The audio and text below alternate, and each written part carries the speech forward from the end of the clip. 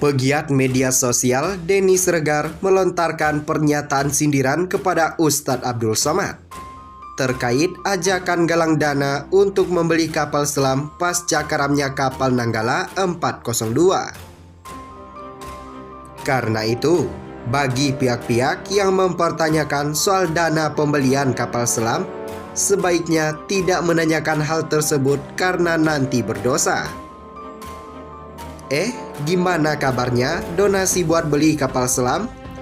Hus, gak boleh nanya, nanti lu berdosa, cuitnya dalam akun Twitternya seperti dilihat Kamis 20 Mei 2021. Diketahui, Ustadz Somad sempat mengajak publik galang dana untuk Palestina dipandang miring oleh netizen. Beberapa netizen menagih duit penggalangan dana kapal selam yang sempat dilakukan Ustadz Abdul Somad.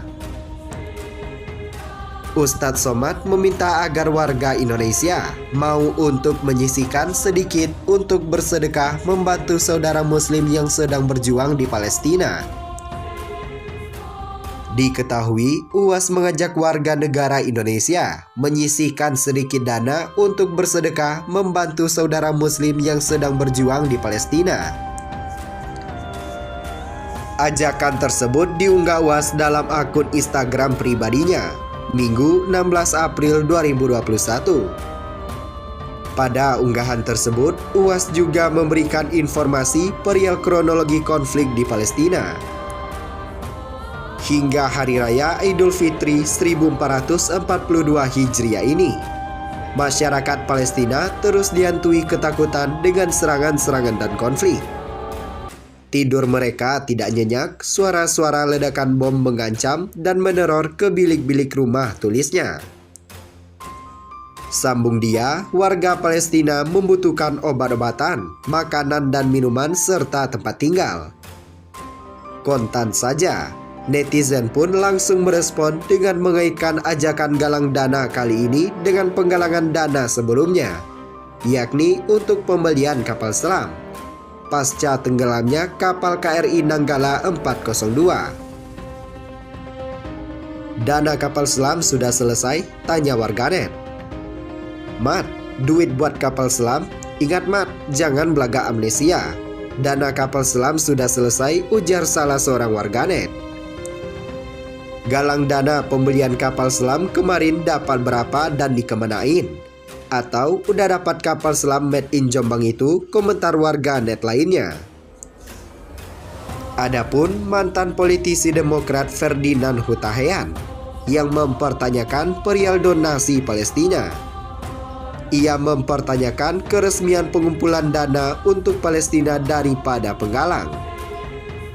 Selain itu, Ferdinand menuntut adanya transparansi seputar informasi tertentu terkait tujuan pengiriman dana dan sebagainya. Adakah satu saja dari para pengumpul donasi ke Palestina itu mempublikasikan secara resmi dananya dikirim kemana? Tulis Ferdinand. Sebelumnya, UAS menjelaskan alasan umat muslim perlu membantu bangsa Palestina. Hal ini ia sampaikan setelah dirinya bertanya kepada gurunya di Universitas Al-Azhar yang bernama Syekh Muhammad Zibril terkait Kibiada dan Zionis Israel. Israel kenapa tidak dibinasakan sama Allah? Kenapa tidak dimatikan Allah? Menangis, Syekh Abdul Karim Al-Maqdisi menceritakan ini kepada Syekh Abdul Sattar. Syekh Abdul Sattar menceritakan itu berlinang air mata, ujar UAS. Bahkan, Ustadz Abdul Somad sendiri pun sampai tak kuasa menahan sedih dan berlinang air mata. Namun, ia tetap melanjutkan penjelasannya. Kalau Allah membinasakan Israel, lalu kau masuk surga pakai apa? Allah biarkan mereka hidup supaya kau berjihad di jalan Allah, ungkapnya. Berita kedua, hukum memberikan kurban ke orang non-muslim. Menyembelih hewan kurban adalah satu di antara amal yang dianjurkan saat Idul Adha. Oleh karena itu, Hari Raya Idul Adha selain dikenal sebagai Lebaran Haji juga diberi nama Hari Raya Kurban. Daging kurban yang disembelih selanjutnya akan dibagikan kepada mereka yang berhak untuk menerima. Dalam Tabligh Akbar online bersama Humat Aid Initiatif, Ustadz Abdul Somad mendapat pertanyaan mengenai hukum memberikan daging kurban untuk non-muslim. Apakah boleh daging kurban dimakan oleh orang selain beragama Islam? Kata Teguh Wisnu yang menyampaikan pertanyaan. Menjawab hal itu, Ustadz Abdul Somad menceritakan pada masa Rasulullah Shallallahu Alaihi Wasallam ada seorang perempuan namanya Asma. Dia ini Islam, tapi emaknya nggak Islam, kata Ustadz Abdul Somad.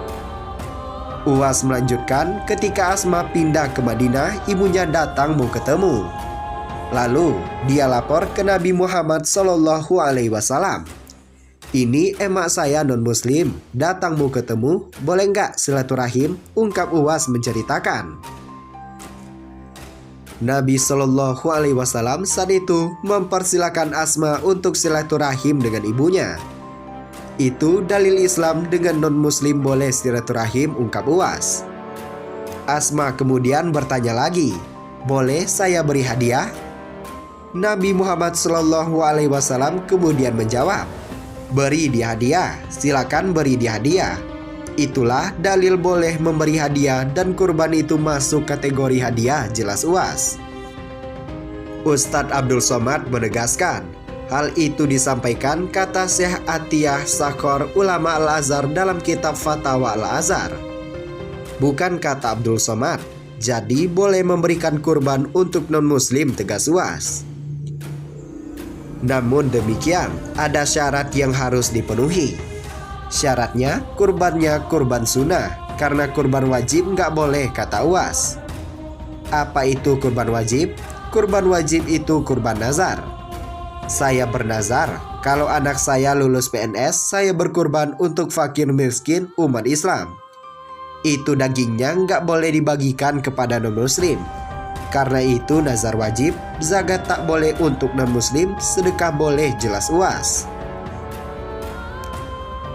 Dalam buku 33 tanya jawab seputar kurban, Ustadz Abdul Somad menuliskan menurut mazhab Maliki, makruh hukumnya memberikan daging hewan kurban kepada orang Yahudi dan Nasrani.